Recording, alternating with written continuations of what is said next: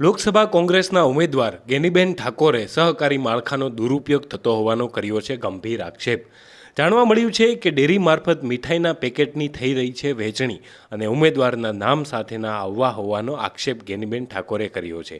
ભારતીય જનતા પાર્ટીના ઉમેદવારને જીતાડવા માટે ડેરીમાં કરોડો રૂપિયાના ખોટા ખર્ચા પાડવામાં આવી રહ્યા હોવાનો ગેનીબેન ઠાકોરનો આક્ષેપ।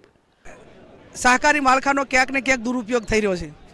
આજે જાણવા મળ્યું કે ડેરી મારફત જે મીઠાઈ માટેના પેકેજ વેચવા અને ઉમેદવારના નામ સાથે ના આવે ત્યારે હું મીડિયાના માધ્યમથી કહેવા માગું છું કે આ બનાસ ડેરી એ કોઈ ભારતીય જનતા પાર્ટીના લોકસભાના ઉમેદવારને જીતાડવા માટે એ ડેરીની અંદર કરોડો રૂપિયાના ખોટાથી ખર્ચા પાડવામાં આવે છે।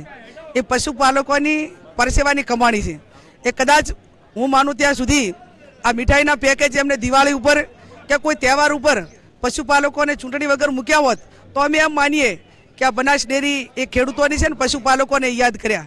પણ આજે ચૂંટણી નિમિત્તે સત્તાનો દુરુપયોગ કરીને આ રીતે પડીકા અને બનાસકાંઠાના પશુપાલકો કે બનાસકાંઠાના મતદારો એ કોઈ પડીકાથી વેચાય એ વાતમાં માલ નથી। એટલે ઠીક છે, એમને જે કાંઈ કરતા હોય ને એમને મુબારક। અમારી કોંગ્રેસ પાર્ટીના કાર્યકરો પડીકા તો શું પણ કોઈ પણ પ્રકારની લાલચમાં અમારા ધારાસભ્યો હોય, અમારા આગેવાનો હોય, એ કોઈ પ્રકારની લાલચોમાં આજ સુધી આવ્યા નથી।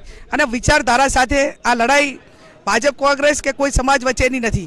આ લડાઈ એક વિચારધારાની બનાસકાંઠાની અસ્મિતા માટેની છે અને બનાસકાંઠા જિલ્લાની અસ્મિતા માટેની ચૂંટણી હોય ત્યારે બનાસકાંઠાના તમામ સમાજો, તમામ ધર્મના લોકો હળીમળી અને કોંગ્રેસ પાર્ટીને આશીર્વાદ આપશે।